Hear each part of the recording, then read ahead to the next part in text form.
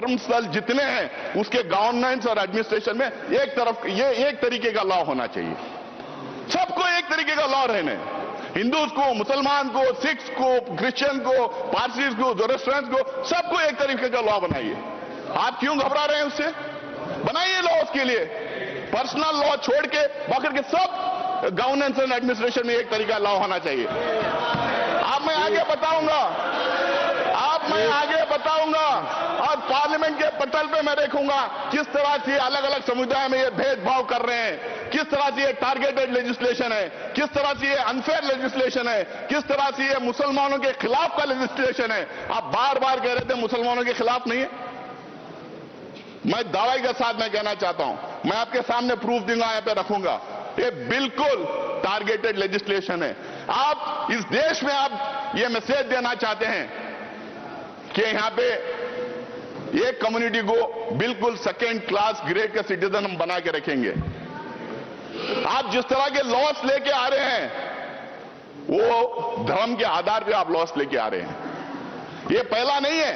कल कोई CA NRC की बात कर रहा था, यहां अमित शाह जी बैठे हैं, जब उस हाउस में हम लोगों ने सवाल किया था तो इन्होंने बोला था क्रोनोलॉजी से समझिए, ये सिर्फ सीए नहीं है, इसके साथ एनआरसी और एनपीआर जुड़ेगा। जब इनसे सवाल पूछा गया था तो बोले नहीं, इससे लिंक्ड है।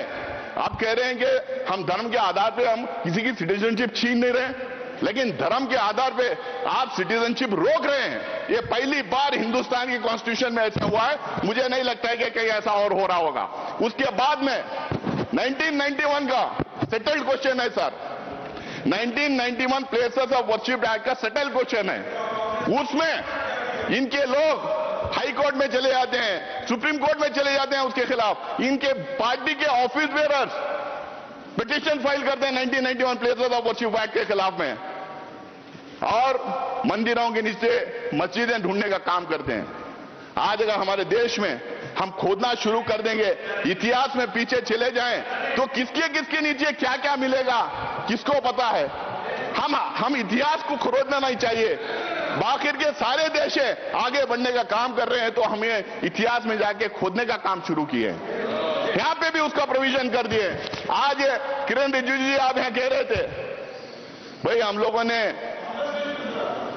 सर ये कौन है सर? आप बीच में टिप्पणी ना कर रहे हैं सर, आप बोले इधर प्लीज।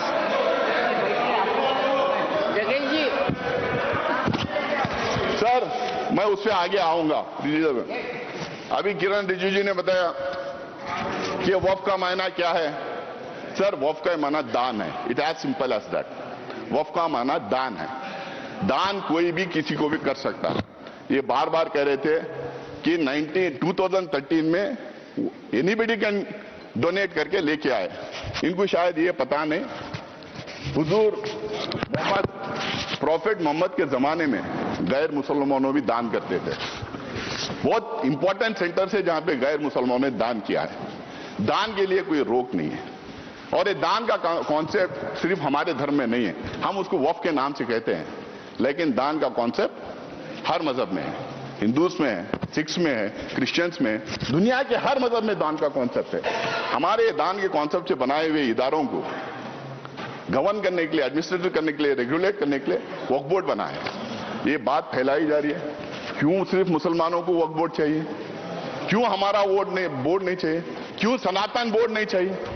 इतना सोशल मीडिया में इसको फैलाया गया, मुसलमानों को अपील करने के लिए वक्फ बोर्ड बनाए गए। शायद इनको पता नहीं, शायद ये बोलना भी नहीं चाहते। इस देश में एंडोमेंट बोर्ड्स हैं, इस देश में मुजरा डिपार्टमेंट्स हैं, इस देश में हिंदू रिलीजियस प्लेसेस एक्ट्स हैं, इस देश में एसजीपीसी है, इस देश में बहुत सारे स्टेट्स में क्रिश्चियंस के लिए काउंसिल्स और कॉर्पोरेशंस हैं। हर मजहब के लिए है। हर मजहब के रिलीजियस इंस्टीट्यूशंस को गवर्न करने के लिए अलग अलग एक्ट्स बनाए गए हैं। टेंपल ट्रस्ट से, स्टेट से अलग अलग एक्ट्स बनाए गए हैं। आप ये क्यों भ्रम फैला रहे हैं? और ये सिर्फ कांग्रेस का अचानक बनाया हुआ मामला नहीं वक्फ का। आपने अभी कहा कि अंग्रेजों के जमाने में वक्फ को रेगुलेट करने के लिए कई एक्ट्स आए थे, उसको आगे बढ़ाते गए, उसमें अमेंडमेंट लाते गए, उसमें सुधार लाने के लिए कई अमेंडमेंट्स लेके आए। कांग्रेस ने उसको सुधार करने के लिए कई काम किया है। और 1995 में तो 2013 के एक्ट्स के बारे में ये बार बार जो बोल रहे हैं वो बिल्कुल वक्फ बोर्ड को स्ट्रेंथन करने के लिए, वक्फ प्रॉपर्टीज को बचाने के लिए, एंक्रोचर्स को हटाने के लिए, उसमें ट्रांसपेरेंसी लाने के लिए हम लोगों ने वो अमेंडमेंट्स लेके लाए थे और इनका पूरा सहयोग और सपोर्ट उसमें था।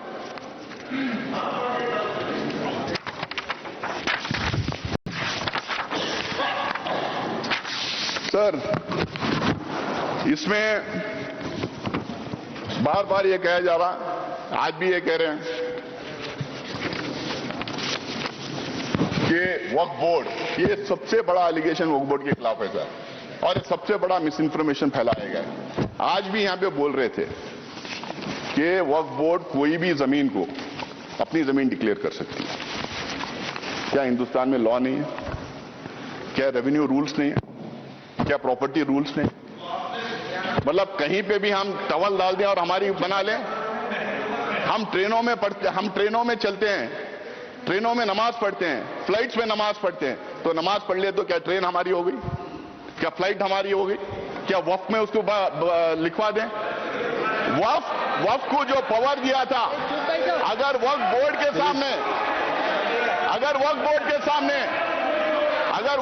सामने कोई कंप्लेंट आता है, वक्फ बोर्ड के सामने कोई कंप्लेंट आता है, तो वक्फ बोर्ड उसकी तहकीकात करती है, उसकी इंक्वायरी करती है, उसके लिए सेट रूल्स हैं। शायद किरण रिजिजू को ये बात पता नहीं कि हर स्टेट उस इंक्वायरी कैसा कराया जाए, हर स्टेट के रूल्स अलग बने हुए हैं।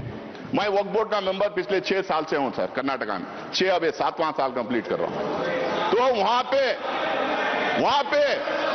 ये पूरा इंक्वायरी, तो बोले प्लीज। पूरा इंक्वायरी होने के बाद में सर्वे कमिश्नर उसको सर्वे करता है, कलेक्टर उसको चेक करता है, फिर उसके बाद में स्टेट गवर्नमेंट को जाता है, स्टेट गवर्नमेंट उसको वेरीफाई करती है, उसके बाद में वक्फ गेजेट उसके बाद में सरकार उसको गेजेट करती है। उसके बावजूद भी अगर कोई संतुष्ट नहीं है तो ट्राइब्यूनल में जा सकता है। अगर वहां भी कोई अगर वहां भी उसके खिलाफ अगर डिसीजन जजमेंट आता है, अगर वहां पे वो कन्विंस नहीं है तो वो कोर्ट में जा सकता है। आज ये कह रहे हैं कि कोर्ट में रिव्यू नहीं कर सकते, कोर्ट में बिल्कुल रिव्यू कर सकते हैं। अगर कोर्ट में रिव्यू नहीं कर सकते, तो हाई कोर्ट में और सुप्रीम कोर्ट में वक्फ के इतने केसेस कैसा हो रहे हैं, हाई कोर्ट में और सुप्रीम कोर्ट में। माननीय गृह मंत्री